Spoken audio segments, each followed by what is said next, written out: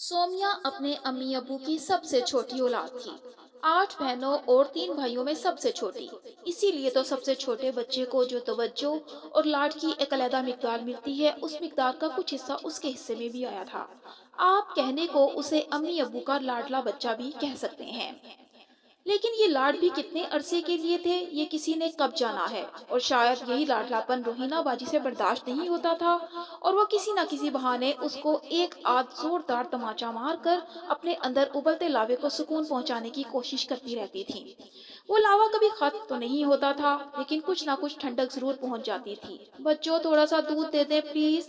उसने ललचाई हुई नजरों से देखते हुए निदा के लिए ब्रांडेड ड्राई मिल्क के डब्बे से फीडर बनाती शीरी बाजी से कहा था। हाँ, प्यार तो तुम इमरान से करती हो और दूध लेने मेरे पास आ जाती हो। जवाब शीरी बाजी ने उसे नाराजगी भरी नजरों से देखते हुए दिया था। कुछ लम्हों के लिए तो वो वाकई शर्मसार हो गई। बात तो ठीक थी, लेकिन उसमें उसका अपना कोई कसूर नहीं था। जब दोनों बच्चों को उसके सामने लाया गया तो उसको गुड्डे से इमरान पे ज्यादा प्यार आया था। अब ऐसा भी नहीं था कि वो निदा को पसंद नहीं करती थी, बस उसे इमरान ज्यादा अच्छा लगा था। शायद इसलिए भी कि वो खुद लड़की थी, और अमूमन भाई टाइप के लोग ज्यादा अच्छा लगा करते हैं लड़कियों को। दूध न मिलने पर वो अपना सा मुंह लेकर वापसी के लिए पलटी ही थी कि शीरी बाजी ने उसको आवाज देकर बुलाया और उसके मुंह में चम्मच भर के दूध डाल दिया। शायद उनको तरस आ गया था। शीरी बाजी कितनी अच्छी है ना, उसने दूध खाते हुए खुशी से सोचा, और फिर अपने खेल तमाशों में लग गई। वक्त आगे बढ़ा। उस वक्त उसकी उम्र कोई 9 साल थी।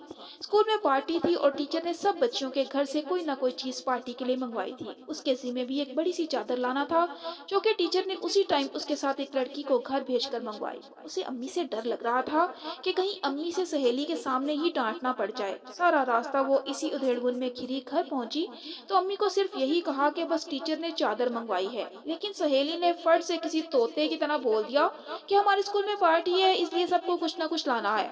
खैर, अम्मी ने इजाजत दे दी और रोहिना बाजी को कहा कि साथ वाले कमरे में अलमारी से चादर निकाल कर दे दो। रोहिना बाजी उसको भी साथ ले गई। तुमने क्यों नहीं बताया कि टीचर ने चादर किस लिए मंगवाई है? हमारे पूछने पर तुम्हारी सहेली ने बताया, तुमने क्यों नहीं बताया?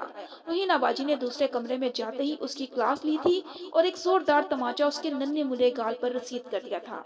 उसको लगा था जैसे उसके गाल पर कट लगाकर मिर्चें भर दी गई हों। जलन और तकलीफ के एहसास ने उसकी आंखों में पानी भर दिया था। उसने पलकें झपक झपक कर आंखों से छलकते पानी को वापस आंखों में धकेलने की कोशिश की।